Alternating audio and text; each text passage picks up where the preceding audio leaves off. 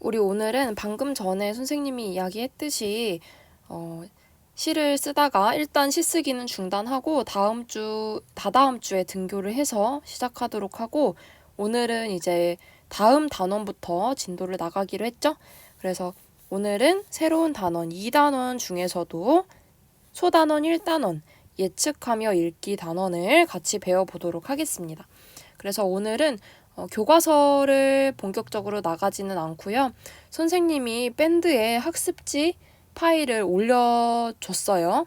그래서 거기에 이제 뽑을 수 있는 사람은 뽑고, 아니면은 나중에 선생님한테 학습지를 받아서 빈칸을 채울 수 있도록 빈 노트나 아니면 뽑아놓은 학습지를 준비해서 수업을 들으면 좋겠습니다. 그래서 열심히 필기하시고, 이게 다 교과서를 이제 분석하는 기초가 되는 작업이니까 꼭 열심히 듣길 바라요. 그래서 우리가 소단원 1단원, 2단원 중에서도 소단원 1단원의 이름이 예측하며 읽기인데, 예측하며 읽기라는 거를 도대체 우리가 뭐 때문에 왜 해야 되는지를 알고 넘어가면 좋을 것 같아요. 먼저 그 내용을 한번 봅시다. 우리가 선생님이 생각하기에는 예측하면서 읽는 거하고 반대되는 읽기의 방법이 바로 그냥 아무 생각 없이 그냥 글자가 나오는 대로 쭈르르륵 읽는 것 같아요. 그래서 왜 예측하며 읽어야 되는지는 우리가 그 반대의 경우, 즉 책을 아무 생각 없이 읽을 때와 비교했을 때 뭐가 좋길래 우리가 예측하며 읽어야 하는지를 생각해보면 더 생각이 좀 잘 날 것 같아요. 그래서 한번 읽어봅시다. 선생님이 박완서의 자전거 도둑이라는 우리 이제 나중에 4단원에서 배울 소설인데, 그 중에 일부 장면을 가져왔어요. 요거를 한번 읽어보면, 이 가게에는 변두리 전기상회나 전공들로부터 걸려오는 전화가 잦다. 수나미가 받으면 주인 영감님이십니까? 하고 깍듯이 존대를 해온다. 아, 아닙니다. 꼬마입니다. 수나미는 제가 무슨 큰 실수나 저지른 것처럼 황공해하며 볼까지 붉어진다. 이 부분이 나오는데, 여기서 지금 보면은 A라는 학생과 B라는 학생이 등장합니다. A라는 학생은 똑같은 부분을 읽고 나서 뭐라고 생각을 하냐면, 뭐 전화를 받고 있네. 그냥 뭐 여기에 뭐 이런 특이한 처음 보는 말이 나오네. 뭐 전공? 뭐 이게 뭐지? 뭐 황공? 뭐 비슷한 말인가? 모르겠다. 대강 이렇게 그냥 이 부분이 흘러가는 대로, 단어가 나오는 대로 뭔가 이거 뭐냐 잘 모르겠다, 상황 파악을 하는 데만 그치고 있는 반면에, 똑같은 부분을 읽고서도 B라는 학생의 경우에는 전공이라는 모르는 단어가 나오니까 찾아봐야겠다 라고 미리 기록을 해놓기도 하고, 그 다음에 수나미의 말이나 어떤 행동을 보면서 성격을 추측하고 있죠. 수나미의 성격이 엄청 순수한가 봐 라고 추측을 하고 있기도 하고요. 그 다음에 이런 수나미가 마을 사람들과 뭔가 친해지는 얘기가 앞으로 나오려나? 뭐 이런 앞으로의 내용도 한번 예측하고 추측해보는 활동을 하고 있어요. 그래서 이 A는 보니까 아무 생각 없이 없는 사람일까요? 예측하며 읽는 사람일까요? A는 선생님 생각에는 책을 그냥 흘러가는 대로 아무 생각 없이 읽는 편인 것 같고, B라는 학생은 똑같은 글을 읽는데도 적극적으로 예측을 하면서 나름대로 추측을 해보면서 글을 읽는 아주 능동적이고 주체적인 독자, 읽는 사람 같아요. 그래서 이 A와 B의 경우를 비교해 볼 때 한번 이 책의 내용을 읽을 때 집중하고 그 내용을 이해하고 그 내용을 더 기억하고 하는데, A와 B 중에 어떤 사람이 조금 더 이 세 가지를 잘할 수 있을까? 요거를 생각해 보면 좋을 것 같아요. 그러면 우리가 왜 굳이 예측을 하면서 적극적으로 읽어야 되는지 알 수 있겠죠? 자, 우리가 읽을 때 그 당시의 책의 내용에 대해서 읽을 때 막 집중하고 빠르게 쭉쭉 읽는, 더 잘 읽을 수 있는 경우는 바로 예측하며 읽을 때입니다. 왜냐면은 우리가 그냥 읽을 때는 뭔가 그냥 아무 생각 없이 그 내용들을 흘려보내게 된다면 예측하면서 읽을 때는 이 단어의 뜻이나 아니면 이 사람의 성격, 심리 이런 것들에 대해서 좀 더 파악하려고 노력하고 미래의 일까지 예측하려고 하기 때문에 조금 더 책의 내용에 집중해서 흥미를 갖고 읽을 수가 있어요. 자, 그 다음에 그러다 보니까 당연히 예측을 하면서 읽을 때 글 내용도 더 잘 이해가 되겠죠. 아, 이 사람은 이런 성격이기 때문에 아마도 이렇게 행동하고 말했겠구나. 그래서 이 어떤 인물이 말하거나 행동하는 데 대해서 그 이유를 좀 더 납득할 수 있을 것이고, 그 다음에 또 뭐 미래의 내용을 예측하고 그것이 맞는지 틀린지 확인하는 과정을 통해서 아, 내가 이거는 조금 잘못 이해해서 예측을 잘못했구나. 아니면 내가 이해한 것과는 다르게 반전이 있구나. 이런 식으로 책의 내용을 훨씬 더 깊게 이해할 수가 있어요. 그 다음에 당연히 이해가 잘 됐으면 기억도 더 잘 나겠죠? 그래서 우리가 책을 읽을 때 더 잘 집중하고 그 내용을 더 잘 이해하고 더 잘 기억하기 위해서는 우리가 바로 책을 그냥 읽는 게 아니라 예측하면서 읽어야 한다라는 것을 알 수 있습니다. 그래서 우리가 정리해보면 왜 굳이 우리가 예측하며 읽기를 해야 하는지 살펴볼 텐데, 예측하며 읽으면 글을 더 집중해서 읽을 수 있고 그렇기 때문에 이해도 더 잘 되고 나중에 기억도 더 잘 나기 때문에 우리가 굳이 예측하며 읽기 단원을 배우고 실제로 앞으로 책을 읽을 때도 우리 독서 시간에 책 계속 읽잖아요. 그치? 그래서 그때도 내가 그냥 배우고 끝나는 게 아니라 실제로 좀 적극적으로 막 예측도 해보고 추리도 해보고 하는 식으로 책을 읽어야 되겠다. 이런 생각을 가지면 좋을 것 같아요. 자, 그래서 우리가 예측하며 읽는 것의 필요성, 왜 굳이 그렇게 해야 되는지는 알고 넘어갔는데, 그러면 예측하며 읽는다는 게 도대체 어떻게 하는 것일까? 우리가 만약에 어떤 추리를 한다고 해볼까요? 추리를 한다고 하면은 어떤 단서를 이 탐정이 쭉쭉쭉 모아서 잡아가지고 어떤 결론을 내리죠. 아마 범인은 A일 것입니다. 아마도 그 이유는 뭐뭐뭐뭐일 것입니다. 이런 식으로 단서 여러 가지를 모아서 파악을 해볼 때 결론으로 어떤 예측의 결과, 추리의 결과가 나오는 거죠. 그러면은 이 추리 과정하고도 비슷해요. 예측하면서 읽는다는 게. 그래서 우리가 단서들, 그러니까 추리, 예측을 할 때 활용할 수 있는 거, 그러니까 단서로 삼을 수 있는 것들이 있고요. 그 다음에 이 단서들을 모아서 우리가 결국 예측의 결과로 아마 이럴 것이에요 하고 제시할 수 있는 게 있습니다. 그래서 우리가 어떤 것을 단서로 어떤 결론을 주로 내리면 예측하며 읽기를 하는 거다라고 할 수 있는지 한번 봅시다. 먼저 예측할 때 활용할 수 있는 단서들에는 어떤 것이 있냐, 우리가 예측하며 읽기를 할 때 어떤 것들을 참고해야 하냐라고 하면 먼저 가장 중요한 게 있습니다. 독자의 배경 지식과 경험입니다. 우리 독자는 선생님이 한번 설명해 준 것 같아요. 독자는 바로 이 글을 읽는 사람이죠.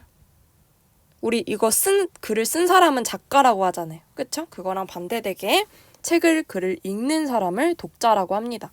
그래서 독자가 이미 알고 있던 지식, 이미 배경이 되게 내가 알고 있는 지식 있잖아요. 예를 들면 우리 입장에서는 초등학교 때 이미 배운 내용이라던가 아니면 내가 이미 뭔가 상식적으로 알고 있는 내용 있죠. 새로 안 배워도 아는 거. 그런 배경 지식을 활용하거나 아니면 내가 기존에 했던 경험을 단서로 삼을 수가 있습니다. 그래서 예를 들면은 만약에 내가 설명하는 글을 읽는데 고양이에 대해서 설명하는 글을 읽는다고 예시를 들어봅시다. 그러면 내가 뭔가 그냥 글을 통해서 새로운 정보를 다 배운다기보다 내가 만약에 원래 고양이를 키우는 사람이야. 그러면 내가 원래 알고 있던 고양이에 대한 지식과 그 고양이랑 같이 지내면서 쌓아온 경험들을 활용해서 그 고양이에 대해 설명하는 글을 뭔가 좀 더 비판적으로 볼 수 있겠죠. 아, 내가 해봤을 땐 이랬는데 일반적으로 설명할 때는 지식적으로는 이렇다고 얘기를 하네. 이게 진짜 맞는 건가? 이런 식으로 하든지 아니면 아, 이 사람이 고양이가 뭔가 먹을 수 있는 것에 대해 얘기를 하려나 보다.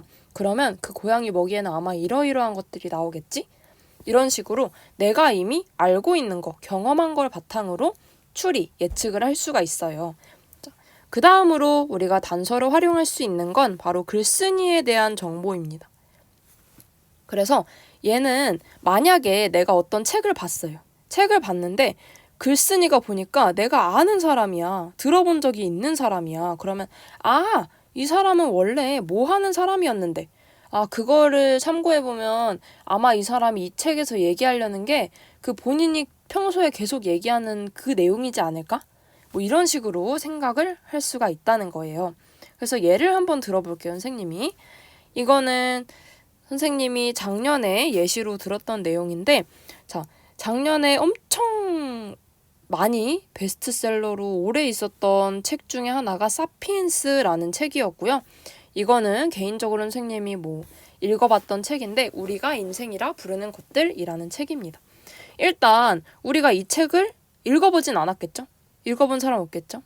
자, 안 읽어봤지만 우리가 일단 여기 저자를 볼 수가 있죠. 글쓴이. 유발 하라리라는 사람과 정재찬이라는 사람이 있어요.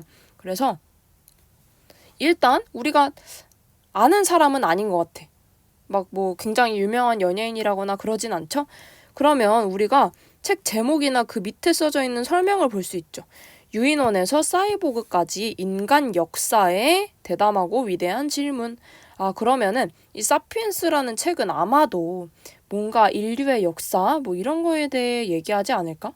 이런 추측, 예측을 해볼 수가 있죠.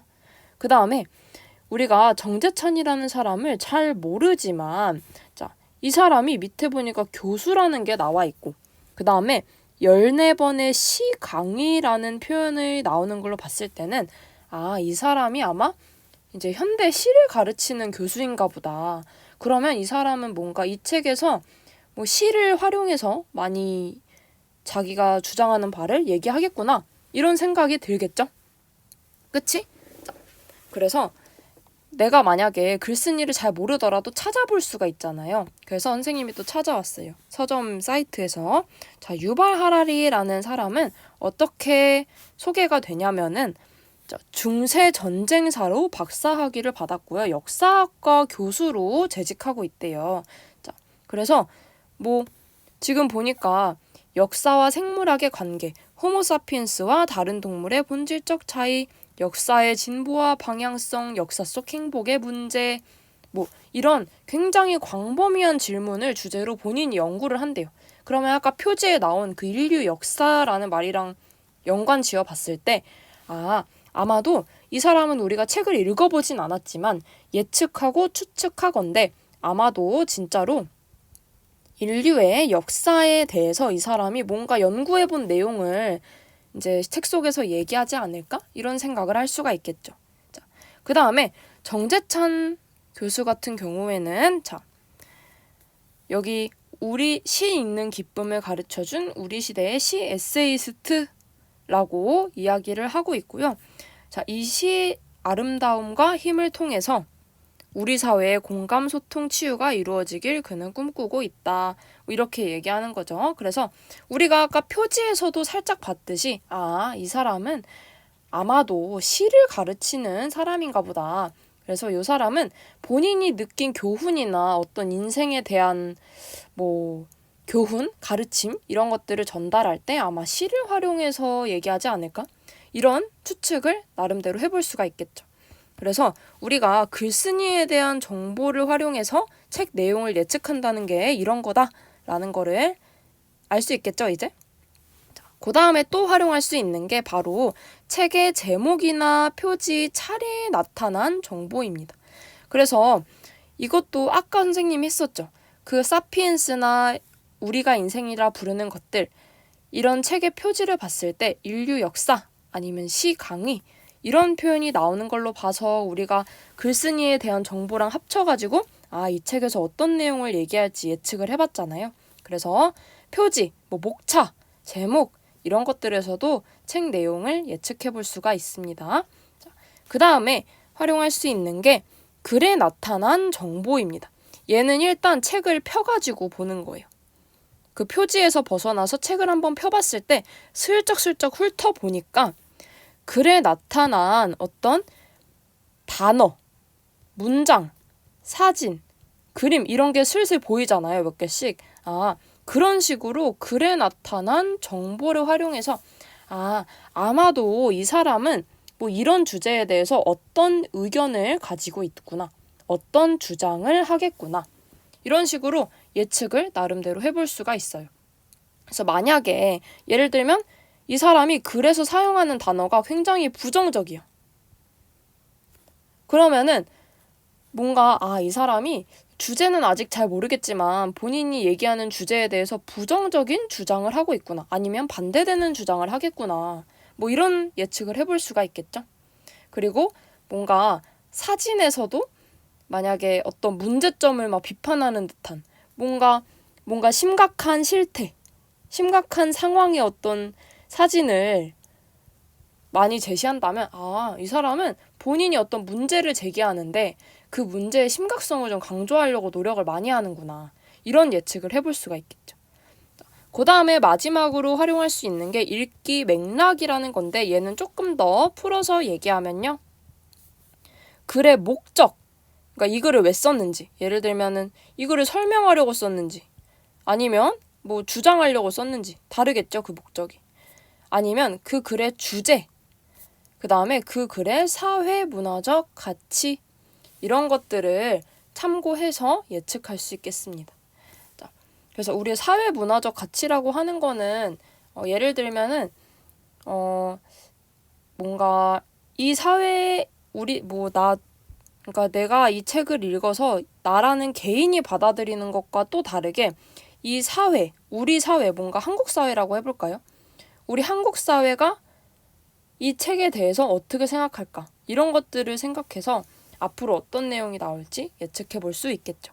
자, 그 다음에 우리가 그런 단서들을 활용해서 실제로 예측을 할 수 있는 것은 무엇이냐면 바로 일단 1차적으로 가장 작은 거는 사용된 낱말이나 문장의 뜻입니다.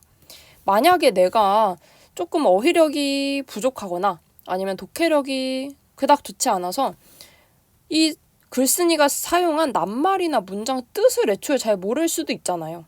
그치? 뭐 내가 세상의 모든 단어를 다 알 순 없으니까. 근데 우리가 꼭 내가 모르는 단어여도 그 책 전반, 예를 들면은 이 사람이 주로 주장하는 방향이나 아니면 그 전에 사용했던 비슷한 낱말, 이런 주변의 어떤 문맥이나 맥락을 통해서 내가 꼭 모르는 낱말이나 모르는 문장이어도 대충 이런 뜻으로 얘기하는 거구나. 이거를 예측할 수 있잖아요. 그래서 이것도 예측하며 읽기로 예측할 수 있는 내용 중에 하나고요. 그 다음에 아까 선생님이 이 사람이 부정적인 낱말을 많이 쓰면 아마도 어떤 그 화제, 어떤 주장에 대해서 부정적인 입장, 반대하는 입장을 가지고 있지 않을까? 이걸 추측할 수 있다고 하는데 그런 경우에 이 사람이 추측한 내용은 바로 글쓴이가 무엇을 주장하고 이 사람이 왜 이런 글을 썼는지 그 의도를 추측한 경우라고 얘기할 수 있어요. 그러니까 뭐 예를 들어서 이 사람이 글에서 사용한 단어, 문장, 사진, 그림을 봤을 때 이 사람은 아마도 이 사회의 문제 해결을 막 촉구하고 독려하기 위해서 이 글을 쓰지 않았을까? 뭐 이런 식으로 주장이나 의도를 파악할 수도 있겠죠. 그 다음에 선생님이 계속 앞으로 무슨 내용이 나올지 예측할 수 있다 이런 말을 했는데 결국엔 이게 우리가 단서를 통해 예측할 수 있는 것 중에 뒤에 이어질 내용이나 글의 결말 이런 것들이 있다는 것을 얘기하는 거였고요. 그 다음에 글을 읽으면서 우리가 예측할 수 있는 것 중에 하나가 바로 글의 구조입니다. 자, 글의 구조라는 건요.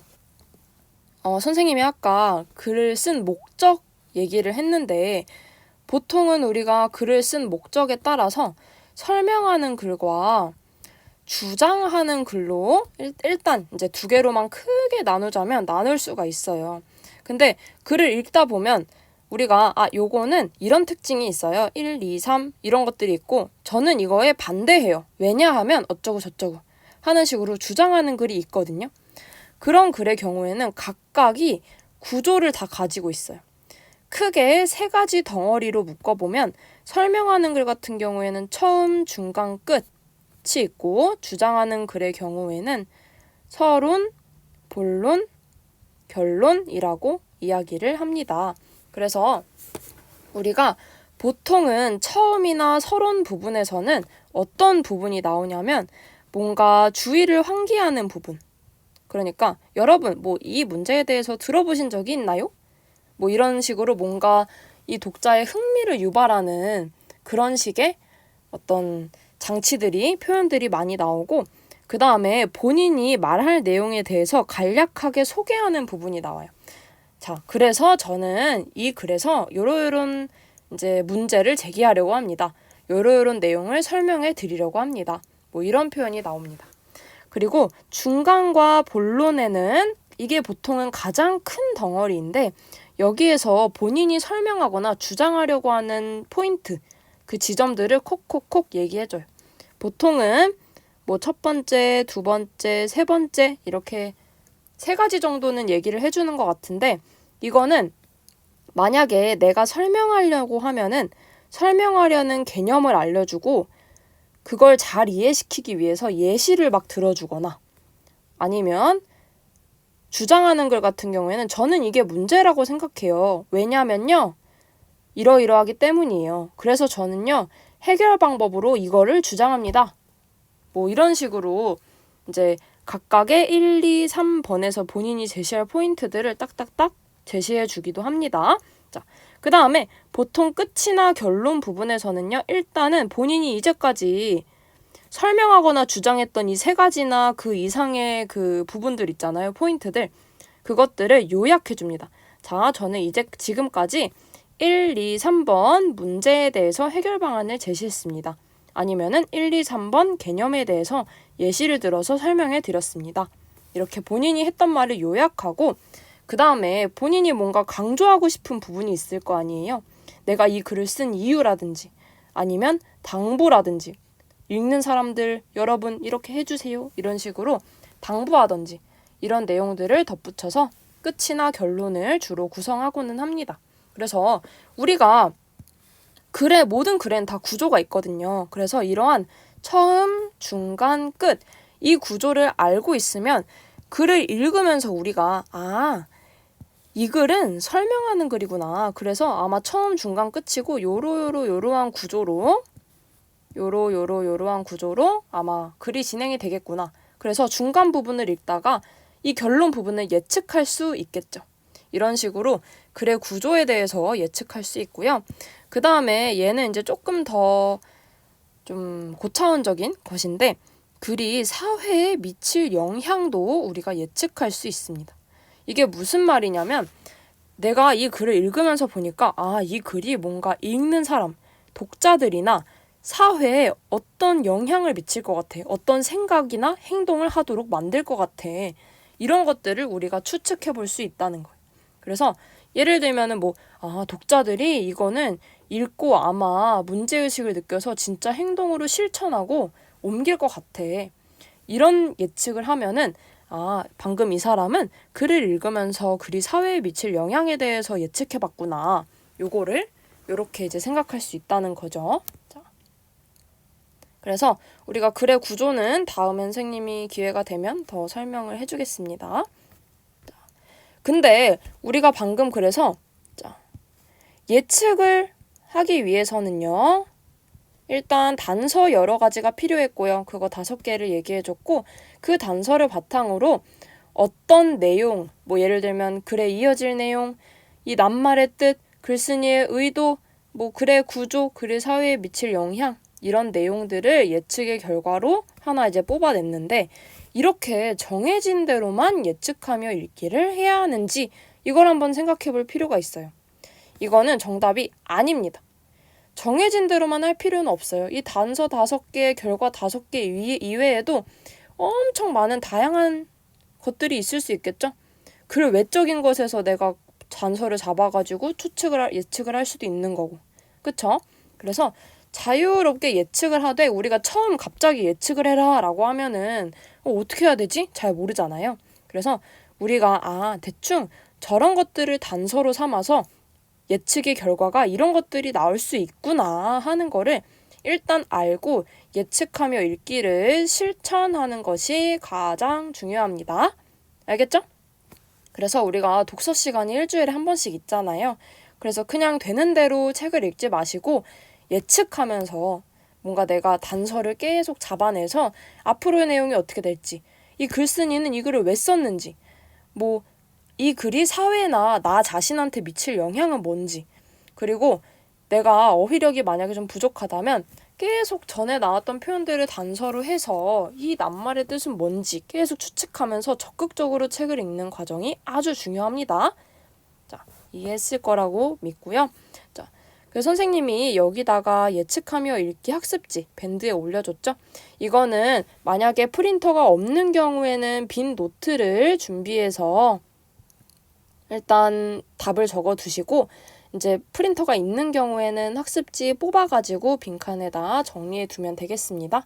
당연히 이것도 선생님이 검사하겠죠, 나중에. 그래서 빈칸을 한번 채워보겠습니다.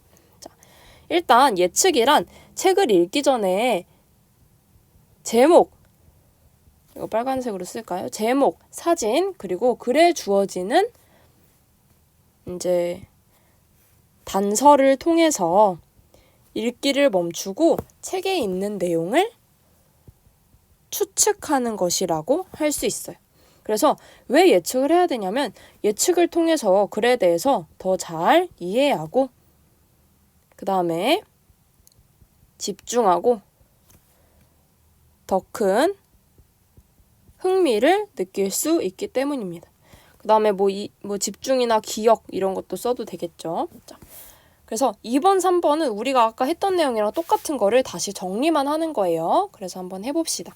일단 글을 예측하며 읽는데 활용할 수 있었던 단서에는 바로 독자의 배경 지식과 경험이 있었고요.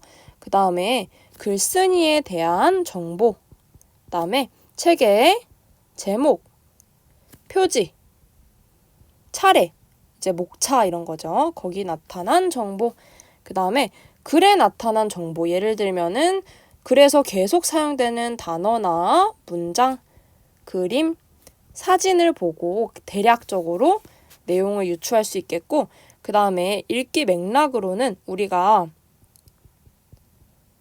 주제, 목적, 독자, 이제 거기다 더불어서 사회 문화적 가치가 있습니다. 얘는 꼭 다 외우지 않아도 돼요. 이 중에서 사실은 몇 개만 예측해서 읽어도 굉장히 잘하는 거예요. 그 다음에 글을 읽으면서 우리가 예측할 수 있는 것은 바로 낱말이나 문장의 뜻이 있었고요. 글쓴이의 주장과 의도, 그리고 이어질 내용이나 글의 결말, 그 다음에 처음, 중간, 끝 이런 거를 우리가 글의 구조라고 했었고요. 그 다음에 글이 사회에 미칠 영향, 이 책을 읽고 사람들이 어떻게 말하거나 행동할 것 같아. 이런 것들이 있었죠. 그래서 우리가 이런 예측하며 읽기를 굉장히 잘 써먹는 독자들이 있어요. 이런 사람들을 우리가 능숙한 독자라고 얘기하는데 우리가 미숙한 독자는 되고 싶지 않죠? 그래서 능숙한 독자는 어떻게 책을 읽는지 한번 확인해 봅시다. 일단 자신의 배경 지식을 적극적으로 잘 활용하고요. 그 다음에 읽기의 과정에 따른 원리를 잘 알고 활용합니다. 예를 들면은 이런 것들을 한다는 거예요. 읽기 과정은 전, 중, 후로 나눌 수가 있는데 읽기 전에는 본인이 이 책을 읽는 목적을 일단 확인해요. 나 이거 왜 읽었지? 그럼 뭐에 집중해서 읽어야 되겠다 하고 나올 내용을 예측하고 배경 지식을 떠올리며 질문을 만들어보는 활동이 있습니다. 그래서 예를 들어서 내가 원래 알고 있던 지식을 활용해서 앞으로 어떤 내용이 이어질까? 이런 식으로의 질문을 만들어 보는 활동을 읽기 전에 할 수 있고요. 그 다음에 읽는 도중에는 본인이 읽기 전에 예측한 내용이 맞는지 확인하고요. 미리 만들었던 이런 질문에 답을 찾을 수도 있고요. 그 다음에 각 부분의 내용을 계속 읽으면서 요약하는 거. 아, 요 내용은 한마디로, 요 부분은 한마디로 요 내용이구나. 이렇게 요약을 하고 그렇게 하다 보면 자연스럽게 중심 내용도 파악할 수 있겠죠. 요약하면 중심 내용이 나오니까. 그 다음에 글쓴이의 관점과 태도를 파악할 수도 있어요. 아, 이 사람은 부정적인 관점 가지고 있구나. 비판적인 태도를 가지고 있구나. 이렇게요. 그 다음에 다 읽고 나서는 내용을 요약할 수도 있고요. 그 다음에 다른 여러 가지를 하고요. 본인의 읽기 과정을 점검하는 활동을 합니다. 그러니까 내가 이 내용을, 글의 내용을 잘 이해했나? 아니면 본인이 이 읽기 전중 후에 했어야 되는 내용을 잘 수행을 했나? 안 빼먹고? 그래서 너무 대충 읽지 않았나? 이런 자기 성찰. 본인의 자아 성찰이라기보다는 자기의 독서 경험을 성찰해보는, 되돌아서 생각해보는 그런 과정을 통해서 앞으로는 요게 좀 부족했으니까 이런 식으로 보완해서 읽어봐야지. 이런 식으로 본인의 읽기 과정을 점검하는 활동도 합니다. 그래서 얘네들은 다 외워서 한다기보다 사실은 그냥 적극적으로 독서하는 사람들을 적극적인 독자들, 이런 사람들이 어떤 특성을 가지고 있는지 이제 우리가 분석을 해봤을 때 보통은 이런 전략들을 다 활용하면서 글을 읽더라. 우리도 앞으로 그렇게 책을 읽어야겠다. 이렇게 생각하면 되겠습니다. 자, 그러면은 우리 오늘 수고 많았고 내일부터는 교과서를 활용하기 때문에 교과서 꼭 이제 준비해가지고 수업에 열심히 참여합시다.